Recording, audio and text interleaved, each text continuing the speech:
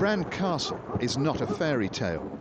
It's the castle of nightmares, the legendary home of the Gothic monster, the blood-sucking vampire, the world-famous creature of the night, Dracula.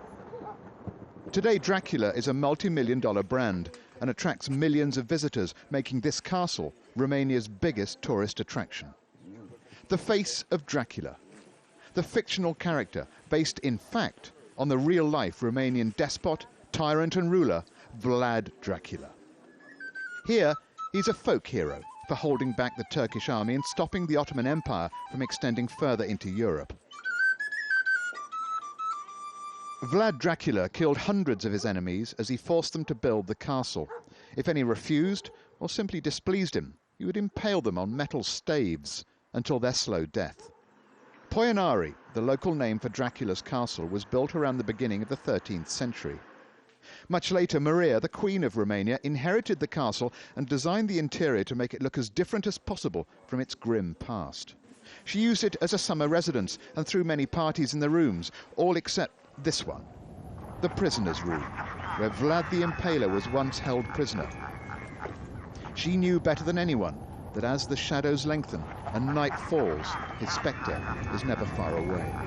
Villagers here swear that on some dark and stormy nights, they can still hear the cries of his victims. Then, in the 19th century, the Victorian author Bram Stoker found out about Vlad the Impaler and turned him into an even more extraordinary and sinister creature. He was, of course, Count Dracula. The castle was seized by Ceausescu's communists, but 2 years ago a new law was issued returning ownership to the Queen's children, the Habsburgs.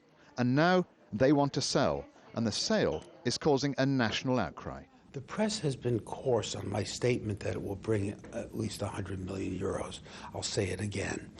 It's not just the castle, it's the castle and its magnificent surrounding area. It's a unique opportunity for someone in the hospitality industry. We don't have this money to buy this castle. We would have this money but for much more important things, I think. Dozens of films have been made about Dracula, and all the versions show the director's different visions of Dracula's castle. Whoever buys Bran Castle from the Archduke Dominic Habsburg will own not only a castle in Transylvania, but also a legend that feels all too real on a dark and stormy night. Stephen Cole, Al Jazeera, Transylvania, Romania.